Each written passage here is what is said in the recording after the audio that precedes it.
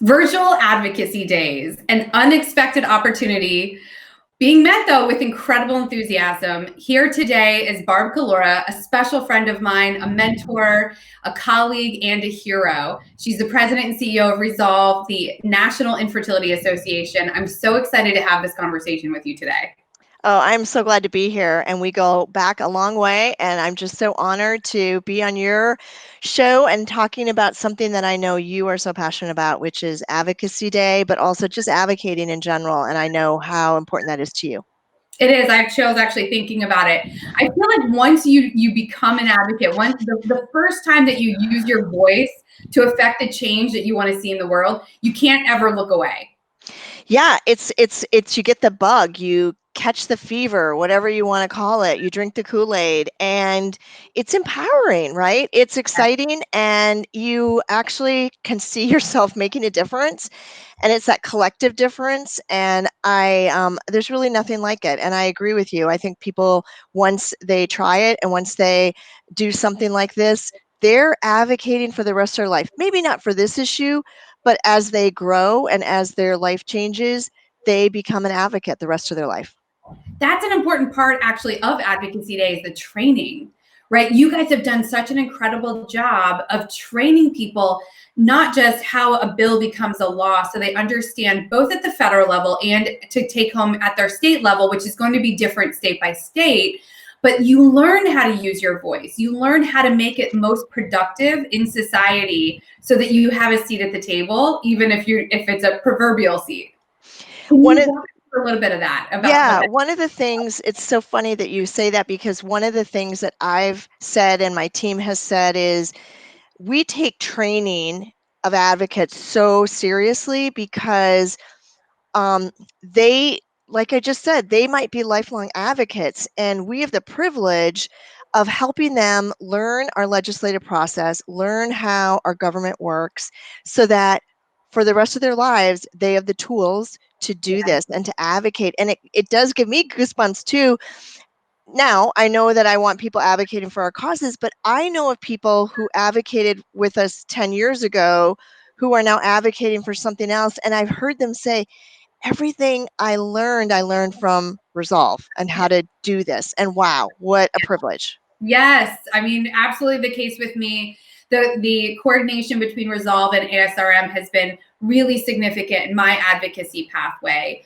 I want to understand, this is such an opportunity, though, this virtual model, because it's something that can work in conjunction with a physical model once we're kind of back to the old way of doing things. What are some of the new exciting things that we can expect, because people don't have to fly to the Capitol, they don't have to fly to DC? How can people get involved? Well, you hit it on the head. I mean, we're forced into this, so this wasn't our first choice by any means. And so we're making, lemonade out of lemons. We're making the best situation possible. And I think it's going to be pretty awesome. So just to give you a sense, right now we have more than 250 people registered, and we have 37 states. This is now on April 15th. Alice, that's the most people from any states that we've ever had. So we're already breaking all the rules. And so if you ask me, like, what's exciting about virtual, it's so much more accessible. Look, the family building journey is not accessible, and there's so much about it that is frustrating. And here you have an opportunity. You don't have to have the money to travel to Washington. You don't have to take time off. You don't have to rearrange your schedule. You can participate and still make a huge difference. So we're going to be talking to our representatives. We're going to be talking to the offices of our senators, just like we would if we were in Washington. You're going to be with your state advocates. You're going to be with your delegation from your state. When you come to Washington, we prepare you. We know, oh, Alice, you're going to open the meeting, and Barb, you're going to close the meeting, and you 5 people are going to talk in between. It's going to be the same. Same thing happening here. We have a few surprises. One of the bad things about going virtual is that we miss that excitement, right? That community excitement. Like rally, we're all together in one place. Yeah, you're hugging everybody. you're running around in the tunnels like we're little Yeah. advocacy mice. Yeah, and you walk into one of the big cafeterias and you see all of our people and you're like, yay! And our Rothies. So we're gonna do everything we can in a virtual setting to hopefully give people that community feel and so on. And so again, a lot of surprises. So we're excited, and our volunteers are super excited, and I think it's going to be a really, not only a productive day because we're going to make such a difference on Capitol Hill, but I think people are going to come away going, I know how to do this now. I learned this, and that was really fun. I met some new people, and I felt a part of something. I felt a part of something bigger than myself. So critical right now to feel the connection, to feel the human connection, to feel the community. And our advocacy community is one that is filled with such incredible love. It is love and its commitment to each other and to the cause. I am personally incredibly excited about the number of physicians and embryologists and lab directors and personnel and nurses that we get to facilitate participating, because normally it can be very disruptive to a clinical operation to have a whole team of people from a clinic pause or work, retrievals and transfers around the schedule for attending. And we have some heroes year after year that do attend, and they've arranged their entire year around attending. So I want to see, 10 times more of the clinical community join us this year than we've ever seen before.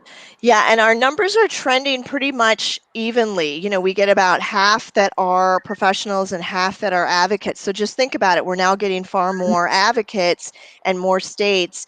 It begs to think that we're going to have more of the clinicians as well. And look, that is what legislators tell us. They say, you come to Capitol Hill, you come with your issues, come together. Come with your healthcare provider. Oh, healthcare provider, come with your patient. We need both the voices, and that's the call to action that Congress has given us, and we are working very hard to meet that. I love that. So let's talk about registration. So we still need people to register. Where can they find out? Well, we have 50 states. We only have 37 people from 37 states registered. All it takes is one person to check a state off the list. So we need what is that, 13 more people. We do, if you want to know what the states are, I think we're putting it out on Facebook and other places, so check that. Go to resolve.org/advocacy day, and everything's going to be there, all kinds of information. May 20th. So what happens on May 20th is you need to be near a computer, and you need to be flexible, because Alice, as you know, we may not know your full confirmed schedule till that morning. Wow, last year, all these people got their schedules the day before, and they were super excited, and they got them on their phones. And then when they checked in the next morning and they looked, they're like, oh, it changed. Yes. It's going to change things. Yes. So people have to be a little bit flexible. You'll have at least 3 calls. Some of them might be video. Some of them might be just on the phone. It really depends on the staffer. It's not our call. We would love to have them all video. And then you're going to be super prepared, because you'll be meeting with your state delegation beforehand. In the days and weeks coming up. I just recorded one training video today. There's going to be a whole slew of training opportunities for people. You know this. No one's alone. No one's going to be alone. In fact, if it is your first time doing it, you also, if you're the only one in your state, if you're the person from Montana, or if you're the person from Alaska that we haven't had historically, then don't worry, you still won't be alone. Even if they pair you with someone who has been, a veteran advocate, you won't be solo. Correct. You will have the support that you need, so you don't feel like you're going to mess anything up. It is a really smooth experience and a smooth process. A lot of it is just sharing our story. Right. It's which my story keeps interrupting. So, my son, who's a day 2 frozen embryo, who's 6 and tells me I don't care about him because I'm doing this advocacy work, yet he's been a part of this every step of the way and gets to be raised with the sentiment that we make a difference for other people, that because of the past advocates before me, he was possible. Oh, and well, that's why you're one of my heroes and why I get choked up and goosebumps even, just talking about this work, because that this is what we want for other people. We want disruption. We want dirty diapers. We want sleepless nights. We want this for everybody. You want to pay it forward. This is how you pay it forward. And you're absolutely right. This is about making the world a better place for the people in our community, some that we'll never meet and never know. And so I say to people that if you want to have some control back, if you want to feel empowered, this is the way to do it, because we all know that journey takes so much of that away, and each and every day. And this is one of those ways where you come away going, I made a difference. I feel empowered. I feel some control back. And we have a lot of people where what we're advocating for may not help them because of their situation, but they're still here paving the way for everybody else to come. It's amazing. It's amazing. Exactly. It's amazing. So come be part of our tribe. What's the date of Advocacy Day this year? We forgot to mention that. Yeah, it's May 20th.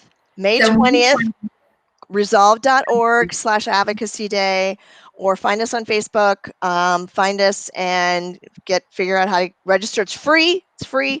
It's free. And all the links in the comments, and we'll distribute this everywhere on Instagram and on YouTube too. So awesome. May 20th, this is going to be a really exciting day.